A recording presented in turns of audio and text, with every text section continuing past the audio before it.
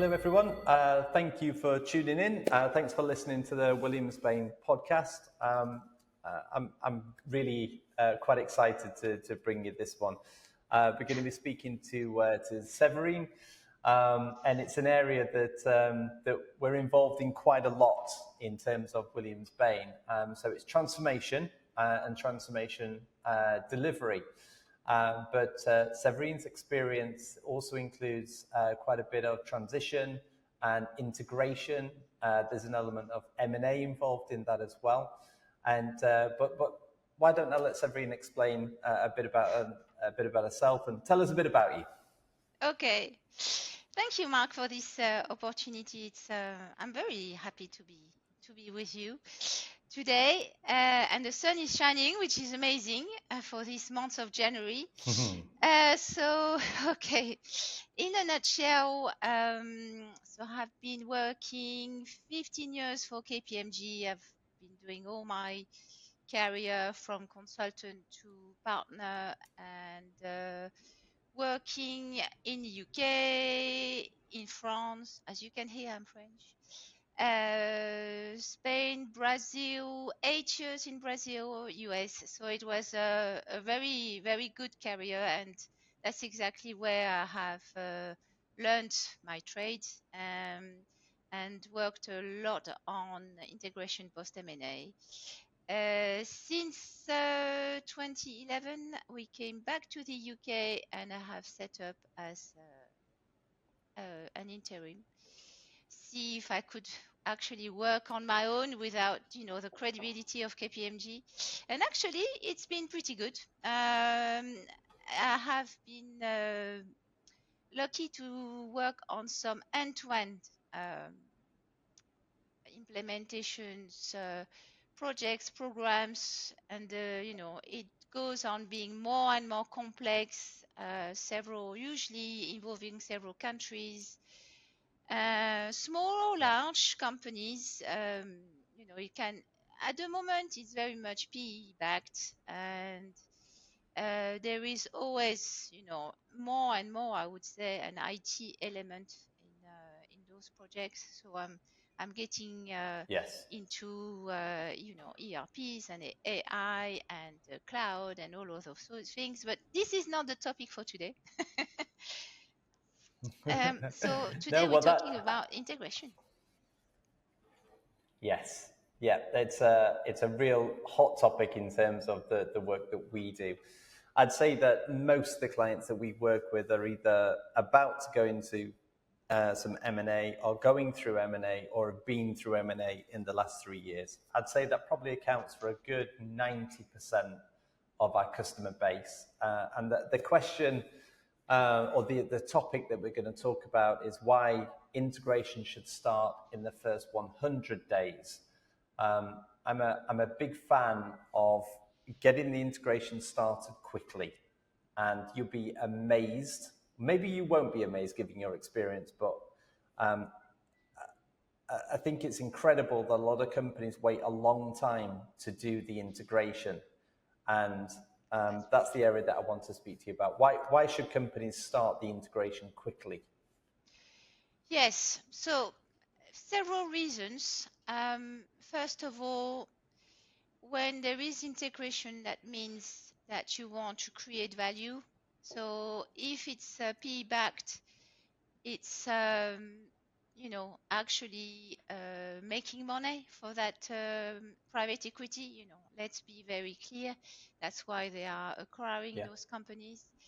And you do want to use that first a few months to, because there is a momentum, there is a buzz, and you're right, companies usually either do nothing happens, no comes, really, business as usual. So people are really wondering what's going on, what's happening, am I keeping my job, and actually, no, nothing happens. Okay, well, fine. And then, 6 months, 1 year, 18 months, or even longer, then suddenly the head office is thinking, gosh, we need to do something. we are not making the money we were thinking of. So okay, let's start the integration. And everybody has gone back into their ways of working, and it's hard. Yeah. It's actually very hard to pull the this momentum you had just at the moment of the acquisition. So that is one reason. The second reason is how everything is about planning, preparation. Yeah. How also sometimes. So we were saying companies do go either do nothing or they go too fast. And actually, I Hmm. may work with a client that has gone so fast that they've gone into using some consulting companies, and they have two or three, and the budget was rushed, and actually it doesn't work. So they've been pausing the project for 1 month to put everything on the table. So it's not great either, because the both companies are thinking, what's going on, what's happening. And actually you do need thinking, because you know when the day one is going to happen. So it's actually Yeah. fairly easy to plan a month ahead at least, thinking, okay, the integration is actually going to happen, the deal is going to be signed, we Yeah. need to think ahead. you know I'm not talking about 6 months, but at least a few weeks to plan around that those first few weeks. And that's really what we are talking about. um, so I agree. I think in terms of what I like to see, I like to see the integration starting. I like to be able to see the integration starting in the first 100 days. And I know absolutely. there's an element of planning before that. And I think it's safe to say that a month before the deal is signed, most parties know what's going to happen. Yeah, there's some very experienced operators in the market, especially in private equity. They know. You can start the planning 1 month before. There's no reason why you can't start the physical integration and see the benefits of the integration in the first 100 days. There's no reason not to do that. Would you Absolutely. agree? Absolutely. That's very clear. And it's interesting, why it's why companies just don't think that way and think, okay, this is a big deal. These those acquisitions or separations, they are the kind of key main events in any life of a company. It doesn't happen Yeah. many times. So you may as well try to do it properly. And I have a few points, to that companies should really think about when planning. I mean, obviously the first one, and you're going to say, well, this is obvious.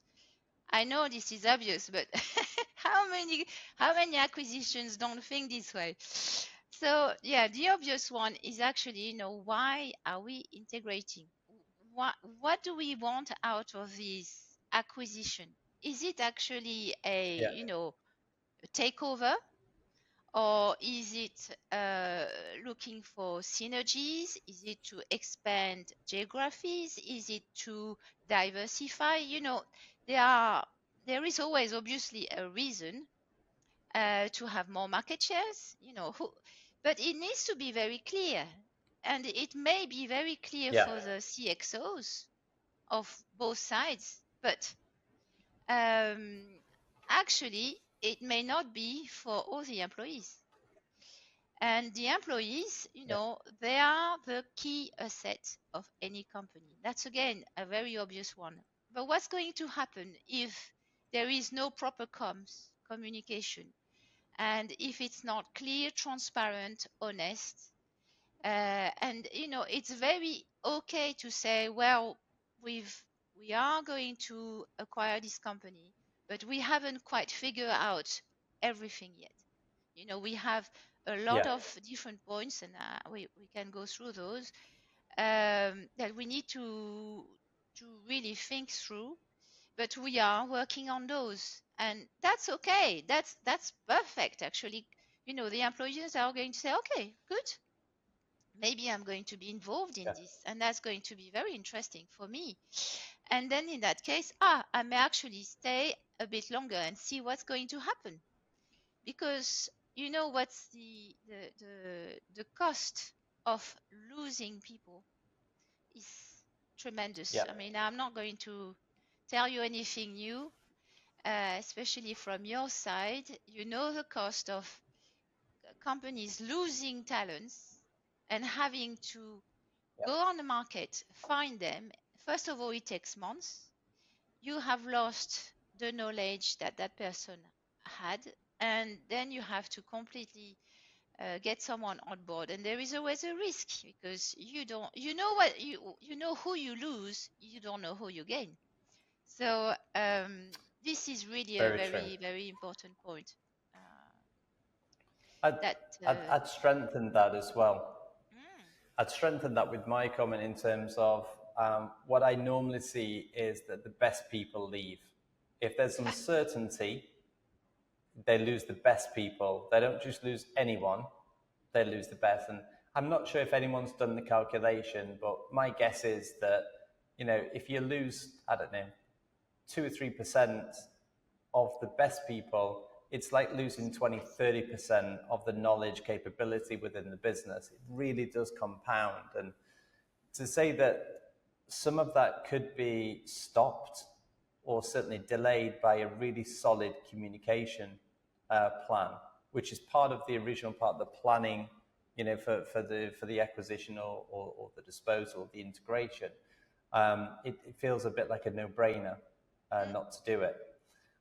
absolutely. Further from, yeah, further from the plan, you mentioned that you've got some Big Four consultancy experience, and what we Mm, find with people who have the Big Four consultancy experience, they tend to have a really good understanding of sort of frameworks and governance.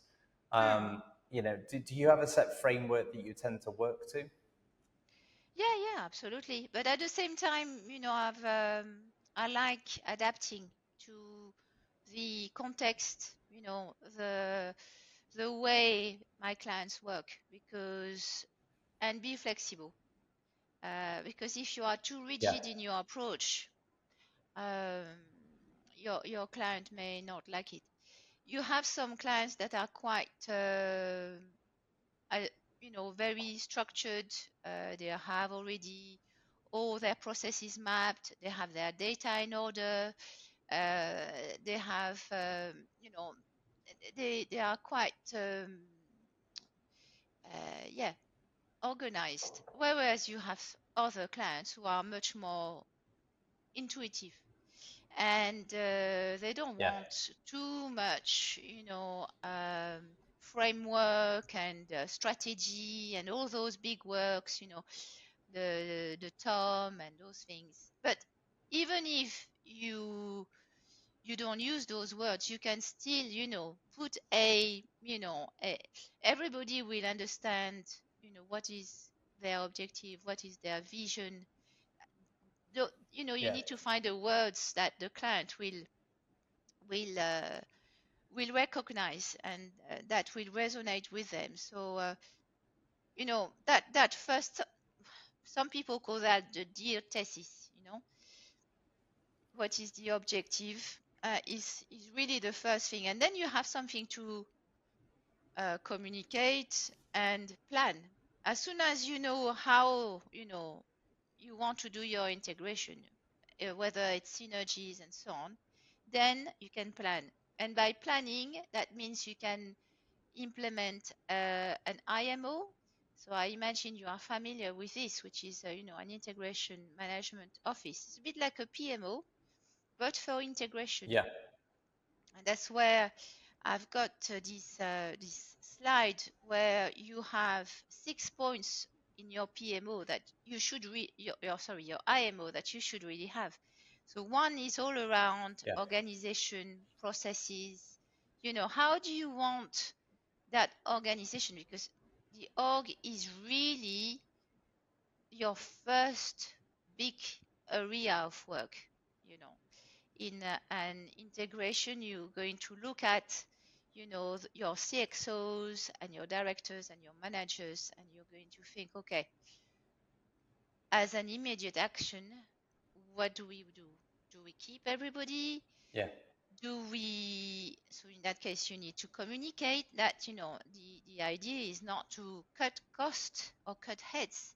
We are actually keeping everybody. And that's, it's a super strong message. Or are you actually going to think, okay, we need to keep the best people.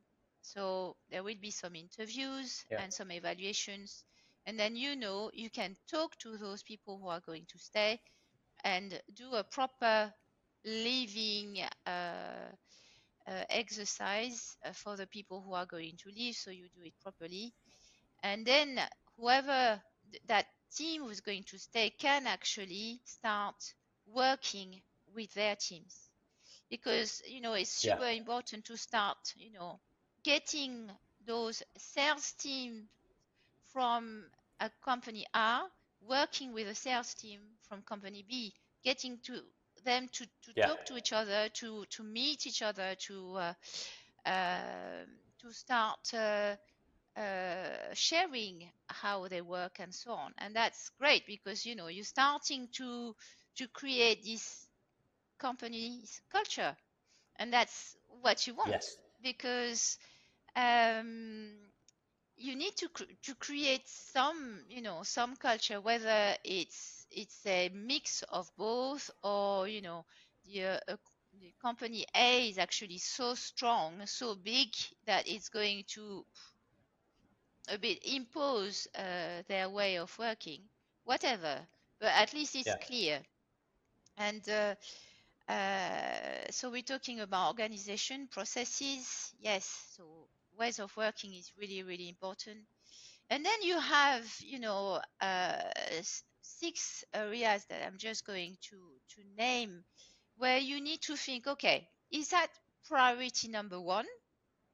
Or we are saying, okay, this stays as is. Both companies work the way they are. We will think about that Yeah. in 6 months, in a year. And then you start having your roadmap. So those areas are purchasing. Purchasing usually is an area that is a priority, because you can save money as soon as you start, sourcing the same suppliers, Yeah. Agreed. and you buy more, economy of scale. That's an easy one. Then you have the production, whatever that company does, there is a production element, whatever is service or actually a manufacturing type of production. You need to think, okay, that is more complicated to merge, to integrate. Maybe we leave that. We have 6 months to think about it.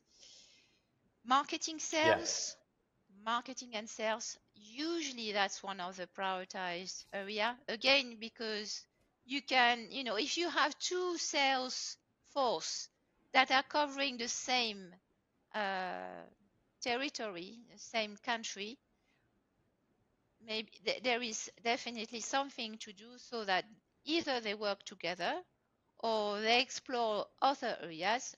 Basically, you need to really think through how that is going to work out. So sales, purchasing usually are the priority. Yeah. Then there is the Yes. It's interesting on.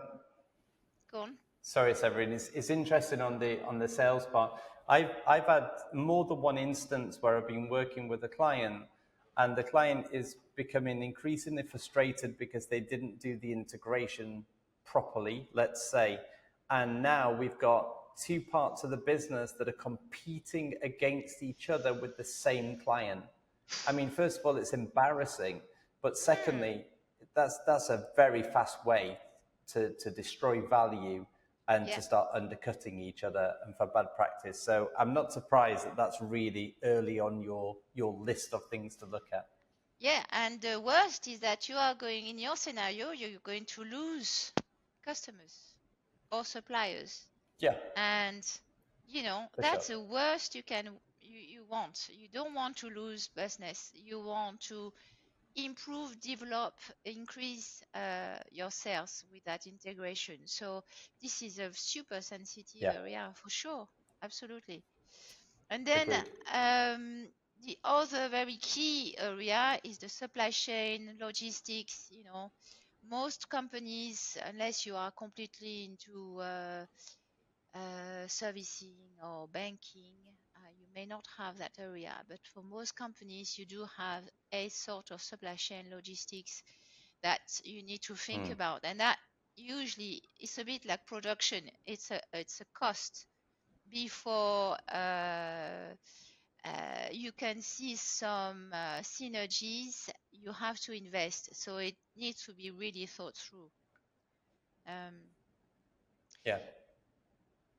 And of course, the last but not least is the whole HR culture area, which is, employees and so on. But that's back to, communicating properly and looking at how you're going to use your workforce, which is really, really important. This is undermined, how many integrations are thinking, we need to think carefully about those HR aspects like evaluation. It usually starts with sales because, the two sales force don't have the same bonus or compensation scheme. So Yeah. it usually starts by them, but very, very rare to have a company thinking through up to that HR element. So coming back to our IMO, so the areas you want to prioritize, which is great. You are set up. You've got some Yeah. communications on the way. Very good. And you are looking at your organization, as we mentioned earlier. It's, if it's done with transparency, honesty, it doesn't need to turn the companies into two gossip, factory, because that's Yeah. the worst. That's the worst when you don't have any communication on the organization on what's happening, whether people are, obviously asking what's in it for me. Am I going to lose my job? Uh, can I stay? Is there any opportunities?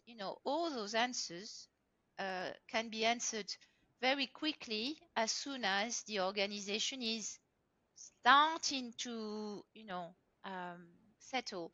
And again, back to the point we were making at the beginning, you don't need to have everything set in stone. You need to say, we are working on those. This is our plan for the next Yeah. 3 months, 6 months. Bear with us, and we will ask for your input. Great. People, usually Yeah. really like. But in the meantime, business as usual. And Yeah. then, It's nice. yes, It's calming. It's calming for the workforce to do absolutely. that. And you normally find that people have the best intentions. Yeah, people tend to come to work with the best of intentions. So, when the leadership is saying, trust us, we're doing this, we're thinking about this, we're gonna come for your input at some stage as well. But in the next, 100 days or less, we're going to have a plan, and we're going to be able to communicate that plan and then start executing that plan. Well, even if someone's going to get fired, they've still got to feel better about knowing what's going to be happening. Absolutely. No one wants the uncertainty. So I think you raise a good point.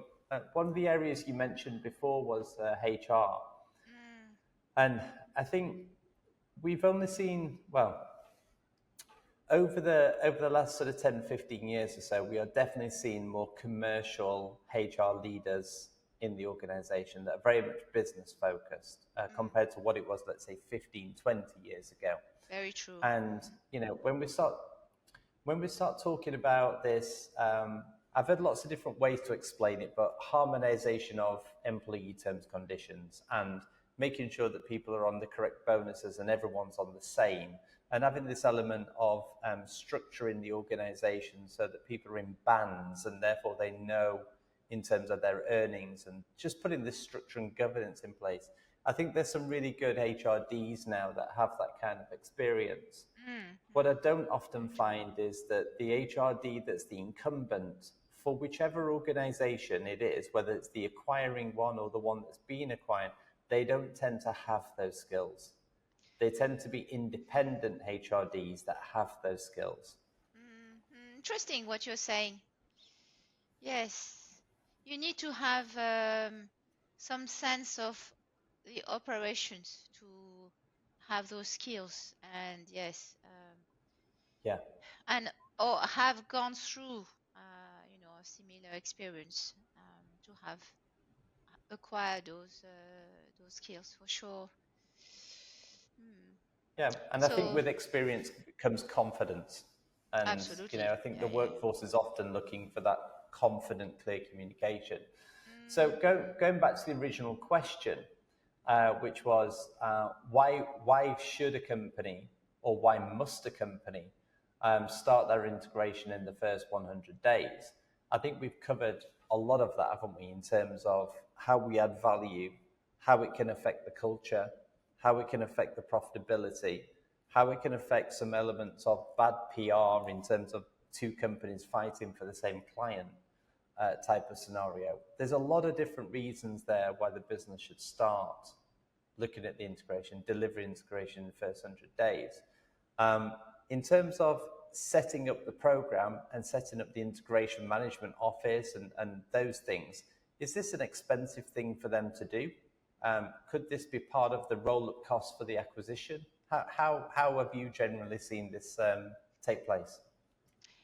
So, an IMO person is best to be dedicated usually. So you're talking about, a full-time person, because Yeah, of course. Yeah. you have all of those areas we've been mentioning that are going to be mini projects, work streams, and that's a lot to follow through. So, if you don't have a good PM internally who could do that, then yes, you could think about having someone from outside, and that person can also work on the communication and maybe with on the culture aspects. Depends a bit on the background of that person, but at the end of the day, I would just say that the IMO is it's a bit better than an admin person, but that's not the person who is going to steer the integration. So I just want to make this point, because I have seen in some companies saying, "Oh, we've got an IMO, so fine." But I mean, the IMO hasn't got any power, or is not in any case a sponsor, or an exec. It Yeah. as any kind of project, you do need to have the execs, the CXOs behind that major change. So, and I Yeah. would say even the CEO, or both CEOs from both companies should be involved.